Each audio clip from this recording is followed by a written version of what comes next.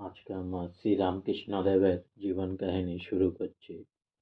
তীর্থযাত্রা সেটা 1868 খ্রিস্টাব্দে 17 জানুয়ারি শ্রীযুক্ত মথুরাবাবুর তীর্থভ্রমণের প্রবল ইচ্ছা হলো। তিনি সস্ত্রীক তীর্থে বেরিয়ে পড়লেন। তিনি অনেক অনুরোধ করে রামকৃষ্ণ এবং তার ভাগ্নে হৃদয়কেও সঙ্গে নিয়ে চললেন। প্রথমে গেলেন দেওঘর, সেখান থেকে চলে গেলেন কাশীধাম। নৌকাযোগে বারাণসী গিয়ে শ্রীরামকৃষ্ণের হৃদয়ে দৈবীভাব প্রবল হলো।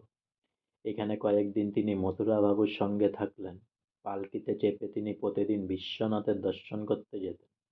সেখানে তিনি মহাযোগী তৈলঙ্গ স্বামীজির দর্শন লাভে আনন্দবিহ্বল হয়ে পড়েন।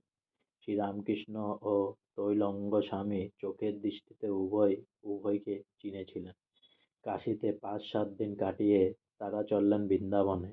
সেখানে পঙ্কুবিহারী মূর্তি দর্শন করে রামকৃষ্ণ এমনই আত্মহারা হয়েছিলেন যে তাকে ছুটে গিয়ে আলিঙ্গন করতে চেয়েছিলেন। বৃন্দাবন তার ভীষণ ভালো লেগেছিল।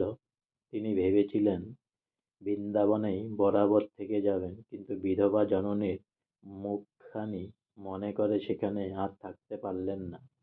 বৃন্দাবনে তারা প্রায় 15 দিন রইলেন।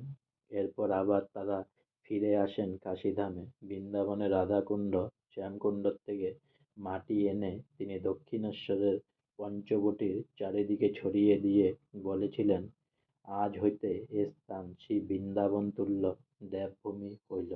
আজকে আমার শ্রী শ্রী রামকৃষ্ণ পরমহংসদেবের জীবন কাহিনী এখানেই শেষ হলো। তাই অনেক অনেক সাবস্ক্রাইব করুন আমার চ্যানেলটি, অনেক অনেক লাইক করুন প্লিজ।